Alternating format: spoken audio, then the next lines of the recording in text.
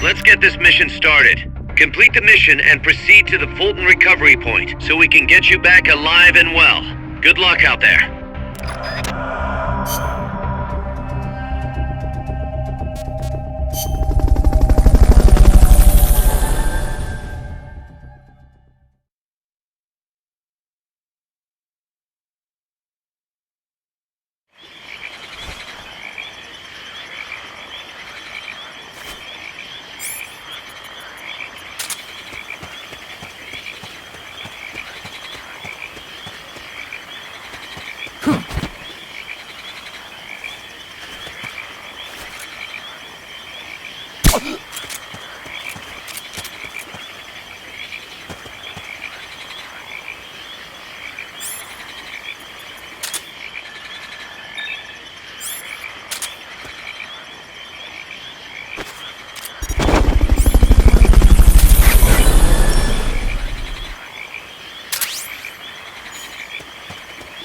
Fulton recovery helicopter is complete.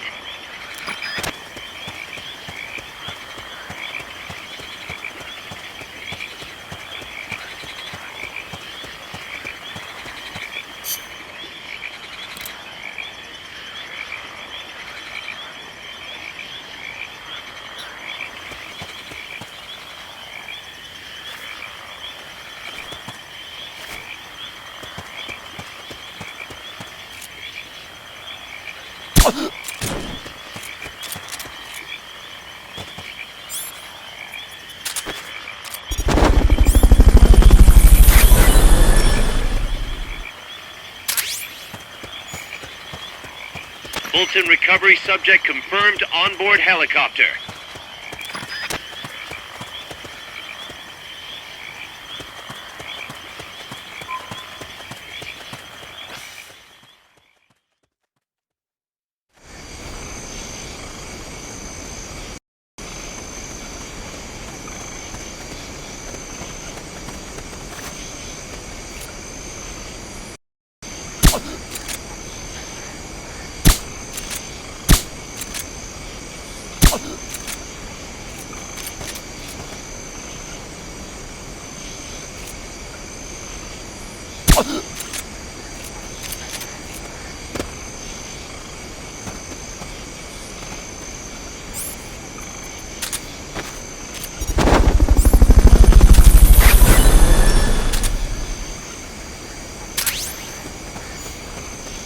Fulton recovery helicopter is complete.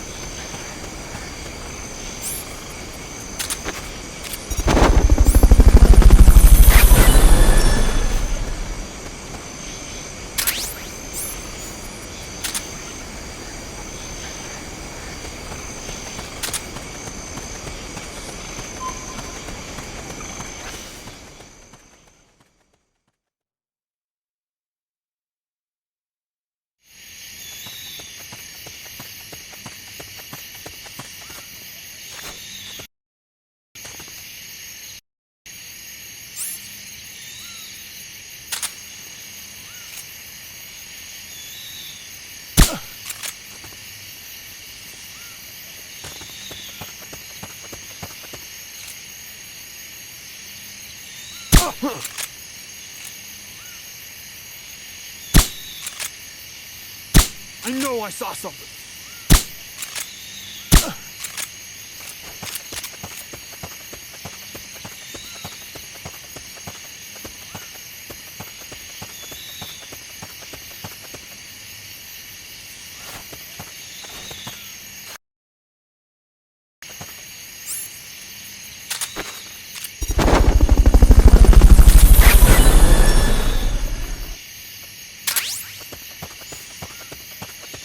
Fulton recovery subject confirmed onboard helicopter.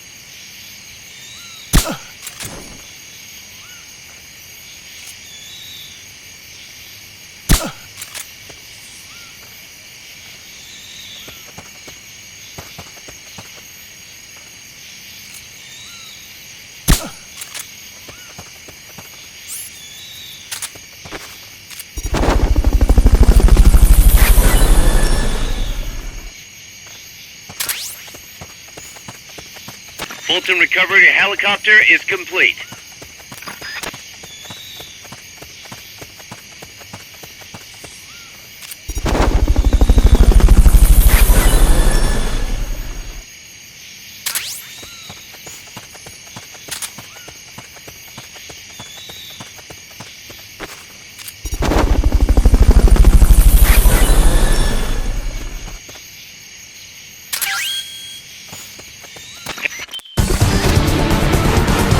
You did it! Keep it up!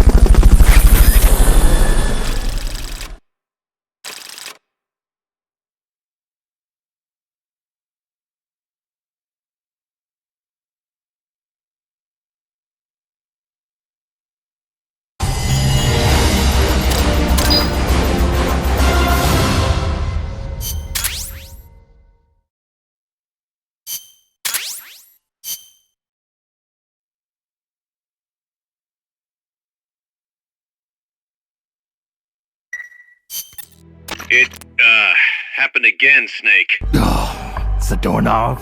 What's he got, an escape fetish? He clearly has friends on the inside, but we've got no way of knowing who. Persistent bastard, I'll give him that. Where is he this time? That's the thing. He must have found and gotten rid of the transmitter. We've got no idea where he is. Snake, think you can find him? We can't just let him run around. Makes us look bad. I'll say. Since we can't locate him, I'm afraid I can't add a new mission. You know what to do, Snake.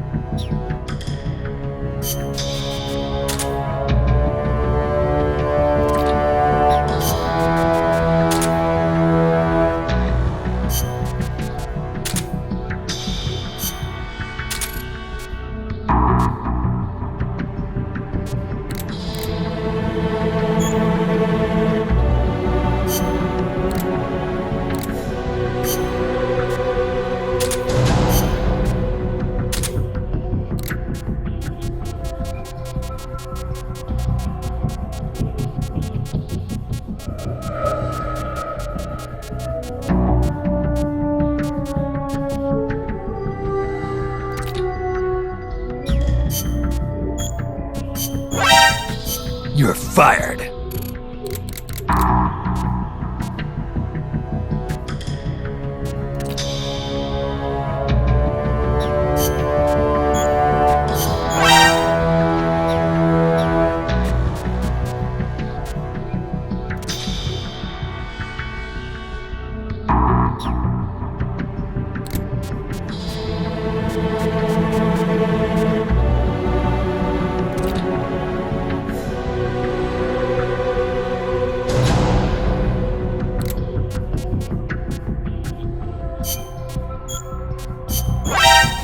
You're fired.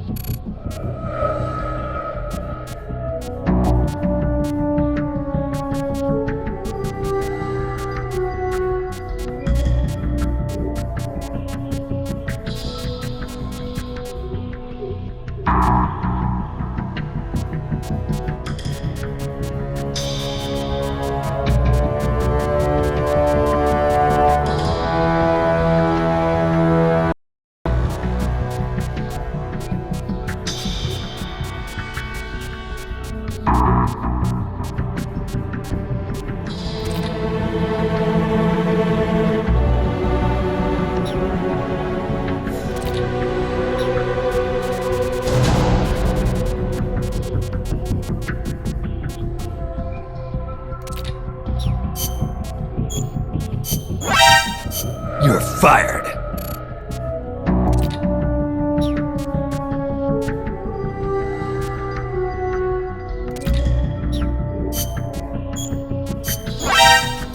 You're fired.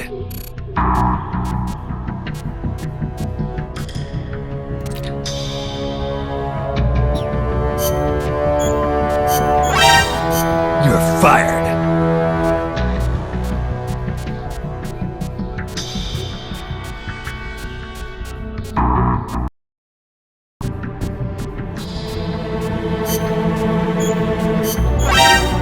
You're fired.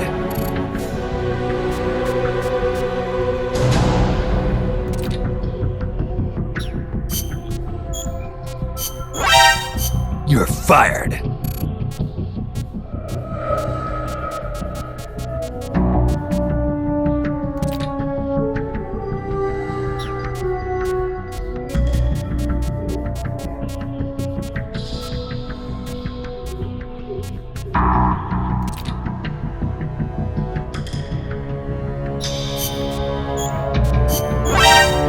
You're fired.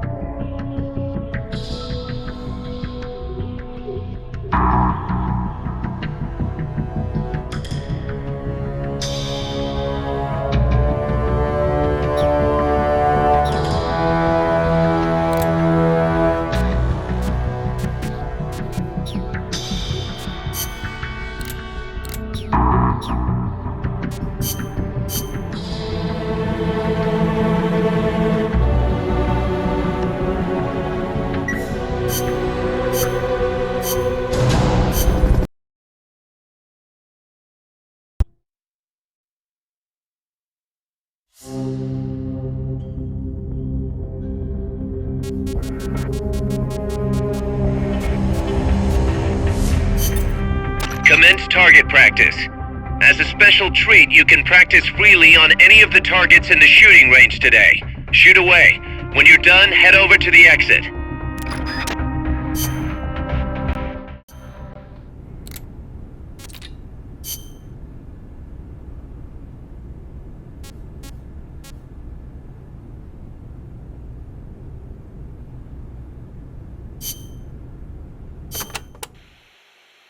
I'm about to leave for Costa Rica, a place completely unfamiliar to me, and on a top-secret mission for the CIA, no less. No guarantees I'll come back alive. Might even get rubbed out by the CIA itself. So I'm leaving behind this record. For her sake. For the boss's honor. Ever since I was a child, I've loved to look up at the night sky. I'd go outside after sunset and drink in the cold air. The moon, Venus, so many stars floating on the edge of infinity. In Manchester, it wasn't very often you saw the night sky in all its star-studded glory, but it was enough to stir a deep longing inside me. Even as others cowered beneath Nazi air raids, I was out there, watching the skies, dreaming of one day reaching the heavens. There were, of course, more practical concerns. My skin was incredibly sensitive. Even the slightest bit of sun would turn it an angry shade of red. Playing outside during the day was completely out of the question. Naturally, I hardly ever had a chance to play with other children my age. But I never felt lonely for it. Their way of thinking was irrational, making them simple, easy to predict. The boys would talk of tanks and aeroplanes and creepy, crawly bugs. The girls of pretty dresses, glass beads, and tea and cakes. Of boys they liked. I never had much to say on such matters. The curious thing is, adults really aren't all that different. They're simple, capricious, especially men. As they get older, their heads fill with thoughts of women and more women. Thankfully, I always did have a head for mathematics. When I was about 10, I'd visited Dr. Turing, who lived nearby. We'd sit and discuss mathematical logic. The lights were always on at his house, even in the dead of night. Theoretically, he'd say, there's no algorithm that a computing machine couldn't reproduce. Dr. Turing wasn't foolish like other men, although I didn't find out why until later, after he died. The time will come, he'd say, when computers will be able to think for themselves. That idea rocked me to my core. My aptitude for mathematics brought me closer to the stars. I breezed through school, then went to America for university. While I was studying at Caltech, NASA was established. I signed up in a heartbeat. I was a pretty good computer engineer at the time, and NASA needed skills like mine. The work was enjoyable. Even though I'd given up on going into space myself, it was a pleasure just being a part of it all. I was assigned to Project Mercury, America's effort to compete with the Soviets in manned spaceflight. 7 men were chosen as pilot candidates for the program, becoming heroes overnight. People called them the Mercury 7. The project made good progress, more or less. We had all the funds and materials we needed. After countless hours of analysis, we even had plans for something on par with Sputnik. We thought it'd only be a matter of time before we caught up with the Russians. They'd sent a dog into orbit and brought it back safely to Earth. But NASA top brass dismissed that success as a fluke. The Americans recovered their re-entry capsules at sea, but the only ocean bordering the Soviet Union is the Arctic, so their re-entry capsules had to make impact on land. A dog was one thing, but human spaceflight would still take some time, or so we thought. At the end of January 1961, we successfully put a chimpanzee named Ham into orbit. He returned to Earth as healthy as ever. NASA was giddy with success. It was then that a new woman showed up for duty. She was a backup pilot and advisor. She was beautiful, with blonde hair, strong mouth, and a steely gaze. But there was something else in those eyes, a twinkle of something warmer, of affection. It was the boss. She took one look at us in our revelry and murmured, "Savor this joy today, because tomorrow you'll have to face the truth." And she was right. The next day, our project schedule was accelerated. We'd received new information that the Soviets were mere months away from putting a man into space. The brass had misjudged the Russians. We couldn't afford to allow the shock of another Sputnik. Somehow, we had to get a man into space before the Russians did. It was an utterly impossible task. We'd only just put our first chimp up. With a human on board, failure was not an option, especially if it were one of the Mercury 7 Golden Boys. And on top of that, the brass wanted to put a window in the spacecraft. The pilot wouldn't be a test animal this time, they said, and when this hero came back alive and well, they wanted him to describe what he'd seen. It was madness. Adding a window to our existing spacecraft would leave it unable to handle the stress, not to mention the problem of shielding the occupant from cosmic rays. But the boss rose to the task, and splendidly. She claimed to be a layman when it came to space, but caught on keenly to new ideas and concepts. She was demanding, of herself and of others. She seemed rather cold-hearted at times, but I was smitten. She was beautiful, yes, but more than that, she was wise. Her mind was thoroughly rational, and yet no matter how I tried, I could never predict her actions. It was easy for me to assume that her judgments were drawn from an enormous base of knowledge. Quite simply, her life experiences were more diverse. more intense than anyone else's. To me, they seemed boundless in their breadth. In her, I saw a reflection of the night sky. Perhaps because I too was a woman, she and I became close. I couldn't go out in the sun, but she lit up my life. Her light was soft, like that of the moon. I was so happy. With her unerring guidance, the project steadily regained its footing. But one issue remained, the pilot's safety. When the day came to choose a pilot, the Mercury 7 just quietly walked out. Who could blame them? It was far too great a risk to take. Even if they'd volunteered, NASA would never have let them go. They were national heroes, basking in the media spotlight. There was no way they'd be sent on such a mission. The conference room was silent. Then, slowly, she raised her hand, almost as if acting out a scene from a movie.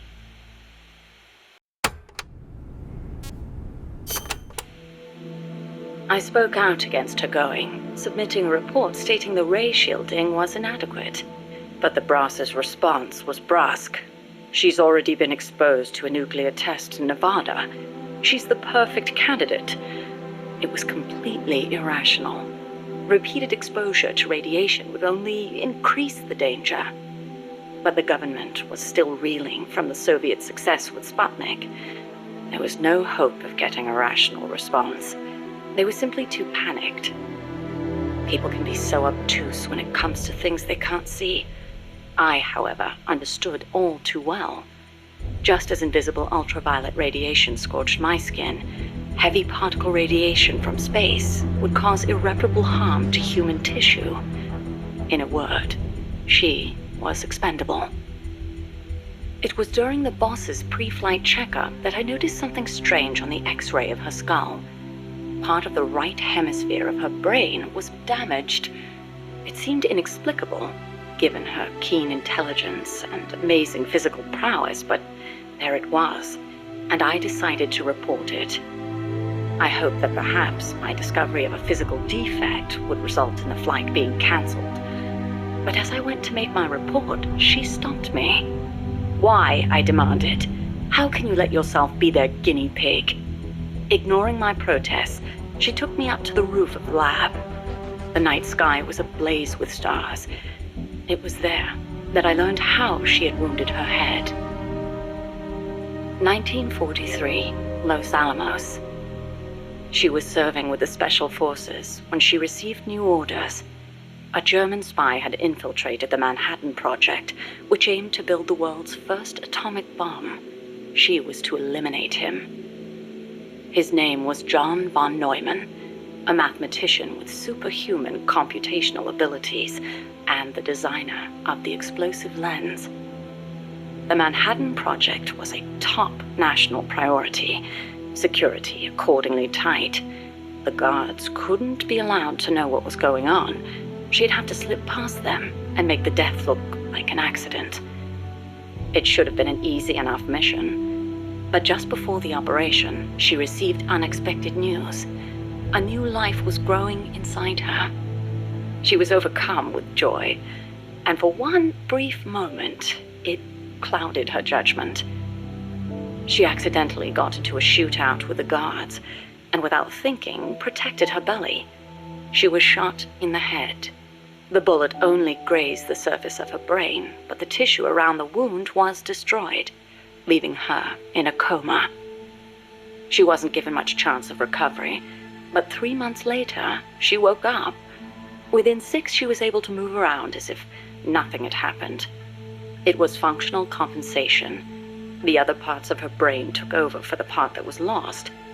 It made logical sense, but such a full recovery was nothing short of a miracle. Perhaps her superhuman willpower made it possible. Or perhaps my body knew it had to survive for the sake of my unborn child. She smiled as she said that. I understand how she must have felt. "Some have taken to calling me Ms. Left Lobe," she said, "because I'll do anything for the mission." She was tough, yes. But she had feelings too. I knew that better than anyone else.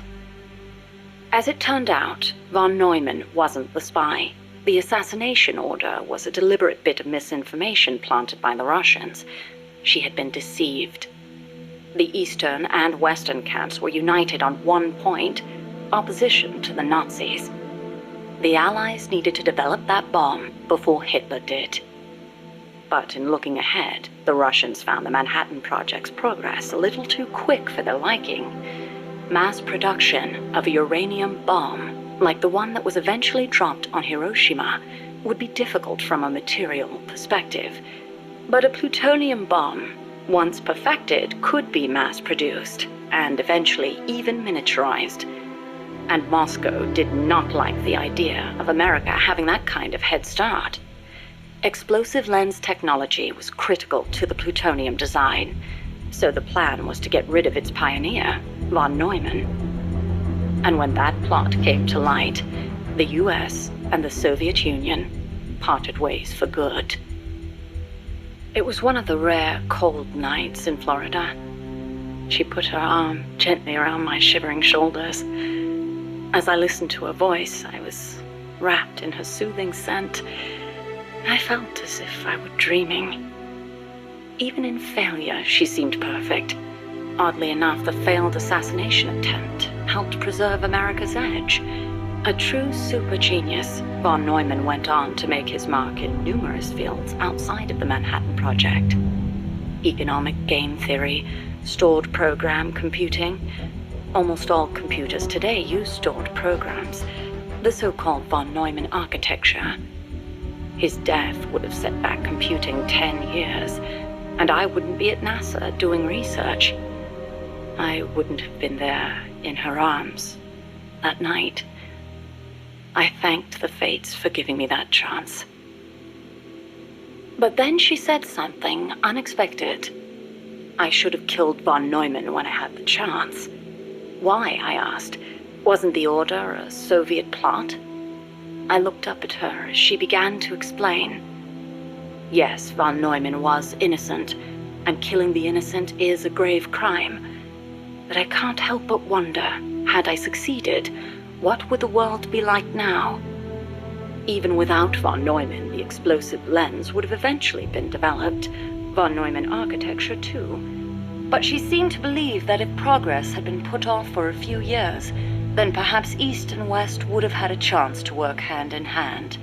I'd never considered such a possibility, but her tone was confident, assertive. It was as if she intended to make the two superpowers shake hands herself. The explosive lens was developed too early, spawning a Cold War and an endless nuclear arms race, she continued. That mission sprung from deceit, but maybe it was divine providence too. It was like she was speaking to her own child. Her large, warm hand was on my head. I failed the mission because I let the mother in me take over. I should have killed him, no matter how great the guilt. If I'd killed him, I might not have prevented Hiroshima, but maybe I could have saved everyone in Nagasaki. I looked up at her and saw her looking up too, up at the starry sky. Her face showed only deep remorse. It was as if she'd convinced herself that she alone was responsible for creating this twisted world. But that's no reason for you to sacrifice yourself for this. I knew I'd never dissuade her, and yet I still clung to hope. I know you're concerned, and I thank you, but I have to be loyal to the end. And then she smiled at me. Loyal to the end. Loyal to what? I asked. But she didn't answer.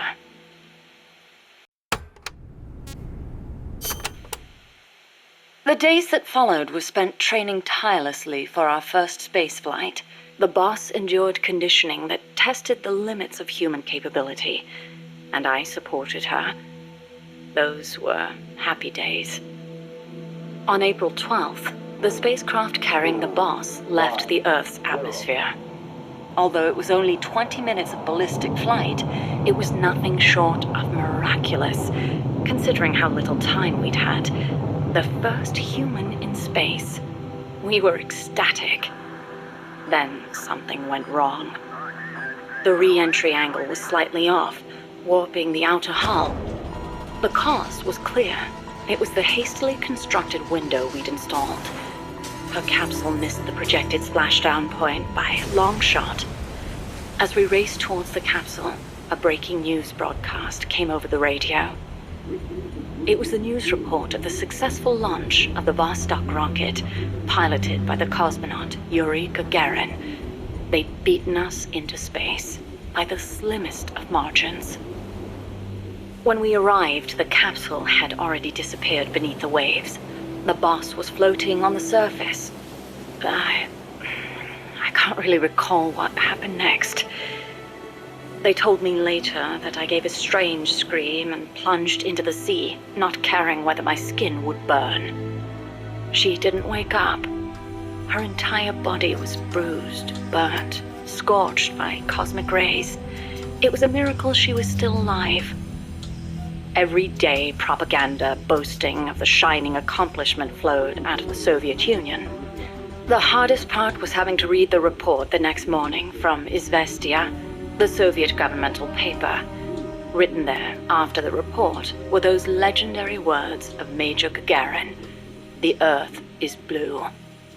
The person who should have said those words, though, was incapacitated, confined to a bed. NASA opted to pretend the flight had never happened. The Soviets had orbited a man around the Earth and returned him safely.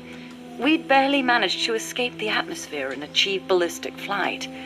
Even worse, the pilot was horribly mangled and the spacecraft lost altogether.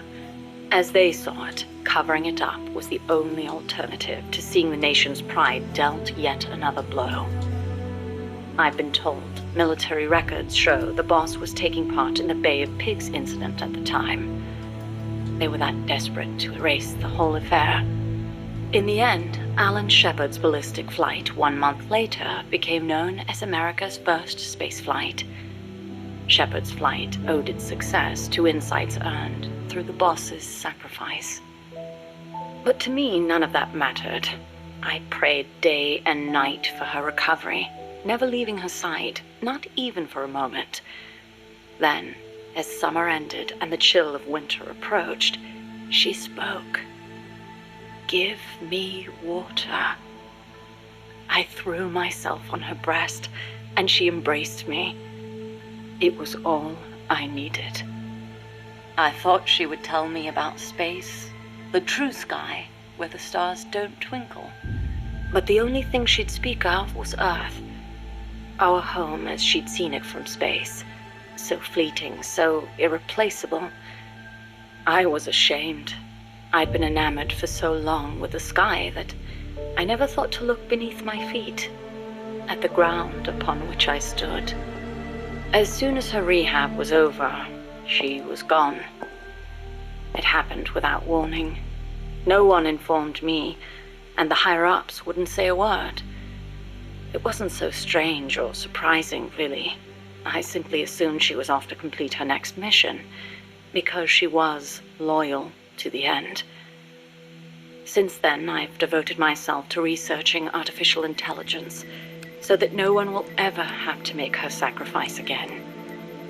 No human being should be asked to take on a mission that dangerous. Next time, I'll be the light that shines on someone else. I still wonder why she opened up to me on that chilly night in Florida.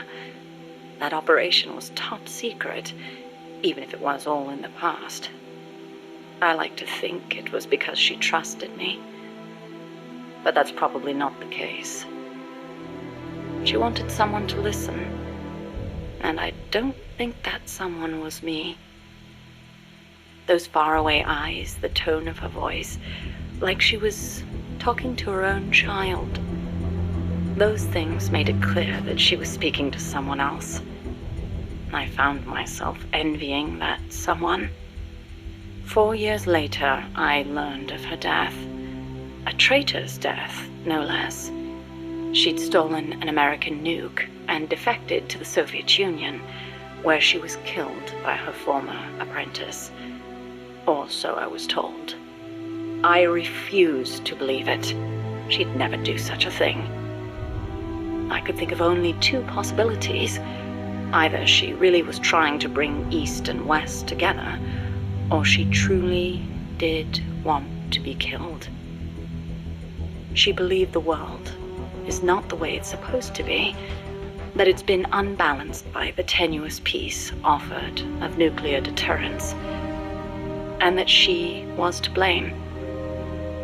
Perhaps her death was an act of atonement.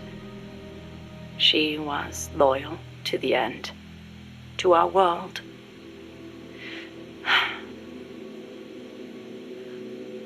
And I lost the light of my life.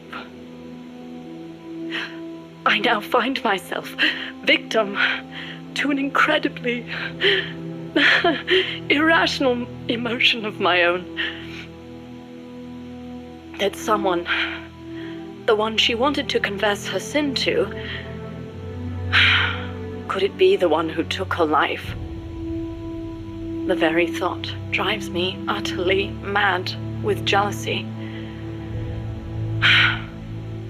One day, I will discover the truth.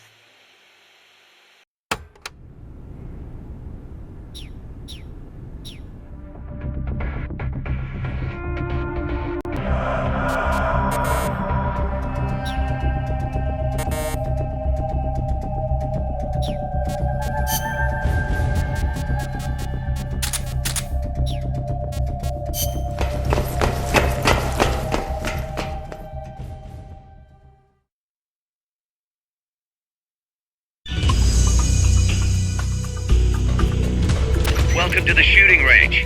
Just the place for a little target practice, huh? When you're done, head over to the exit.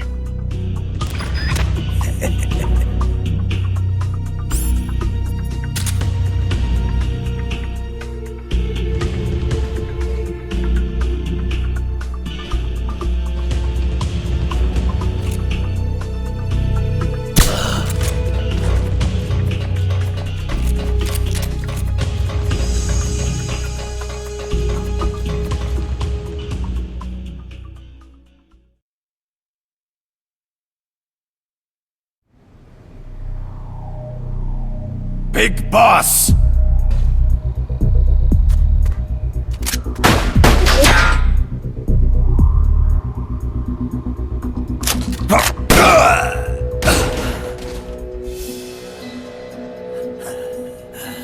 My work is done.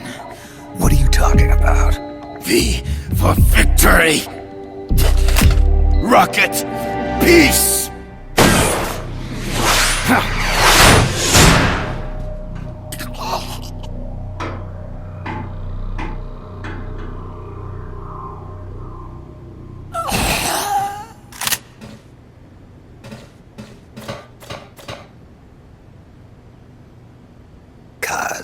I found Zadornov. I had to kill him. Huh. So much for our fugitive. Something's not right here. I'm thinking he had a friend. Someone inside MSF. Huh? What's going on? It's Zeke. It's moving. What? There's somebody inside. I can see them. Snake! Pronto!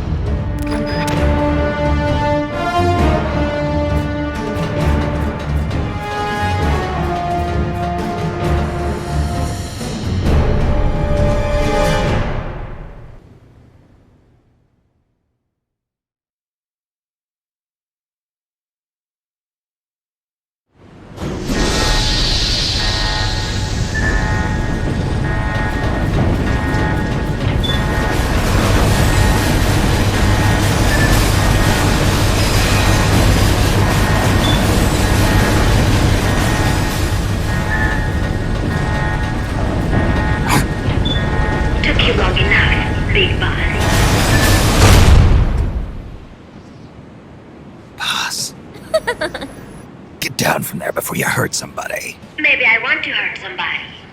What's going on? She's not herself. Oh, I am myself, all right.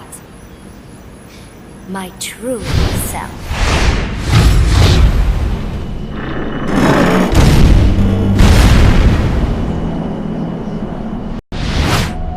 Kaz, shut that thing down. I can't! The controls aren't responding! Then how's it moving? I made some modifications. This machine was meant to have a human pilot. Modifications? Paz, what are you... Never thought I'd be into machines, huh? Then Zadornov's escape was a diversion. Paz, what are you doing? I'm taking it back. Taking it back? Where? To our leaders. To Cypher. Cypher? This weapon is Cypher's creation. Paz, get down from there! Do not call me that.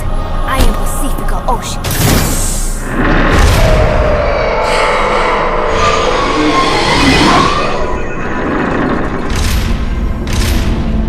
My name, my age, my mission. Cypher gave them all to me. My entire life has but one purpose. To carry out Cypher's plan. The nasty tobacco, the angel of peace crap, the whole teen with a dream routine. I am through with all of it. Paz, you I can't! told you not to call me that. It makes me want to puke. Everything is going exactly as we planned. Now the Real Peace Walker project is finally about to reach its goal. The real project?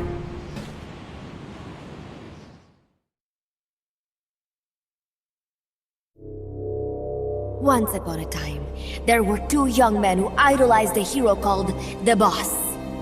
One day, they suddenly lost the point of origin. This Cypher, that was like a mother to them. Unable to come to terms with their sorrow, they each decided to carry on the will of their hero. But they could not agree on what that meant. In the end, they became bitter enemies, and the zero from which they both started was split into two. And you have been on the wrong path ever since. There is no happily ever after waiting for you in the end, unless you obey the will of Cypher. Where does an army without borders call home? A state without borders, of course. A world without borders. A world without borders. The Cold War order is about to collapse. The age of electronic intelligence is about to begin. The NSA, CSS, NRO, DIA, etc., etc. The intelligence community that has long bickered amongst itself will be united in a world governed by electrons. Cypher will gather all information, watching over the world and guiding the will of its people, all while they remain blissfully unaware. There will be no one to oppose them. For the first time, the world will be ruled by a single will. Until the new order is in place, you and your army will be the force that protects it. You will be Cypher's deterrent, pulling the wool over the eyes of the old order with your charisma and military prowess. Accept our offer, and we will allow you to retain control of MSF and Zeke. That's an offer. The boss threw down her gun, and with it, her life's calling. You, her disciple, have never been able to do that. You are too afraid to let go. I was made to fight. I am a gun. Is that so? Then what do you call this? Is it a gun too? You are a lousy liar. Admit it. This thing is a monstrosity, a product of your own fear. But not Cypher. Cypher thought of something different. Cypher's going to control guns. Control guns? That is right. Not deter, control. It is the ultimate approach to the illusion of peace. Control power. You're gonna be disappointed. Then we are done. Thank you for playing. Better luck next time. The offer Is rescinded. And now the ultimatum. Zeke is already in nuclear strike mode.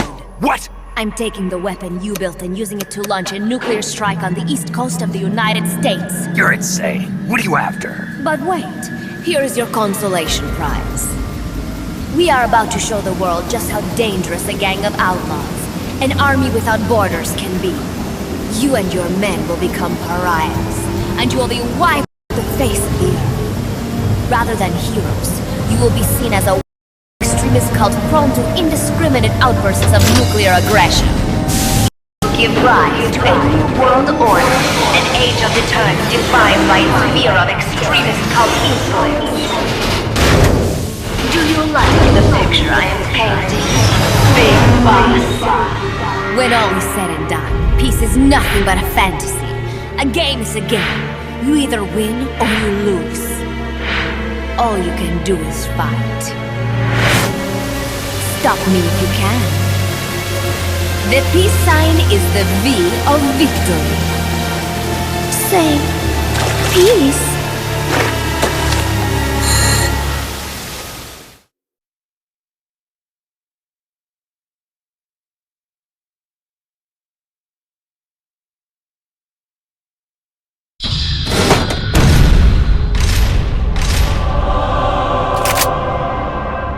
She's gonna launch a nuke! Snake, we've got to stop her! Whatever it takes! Awaiting your orders.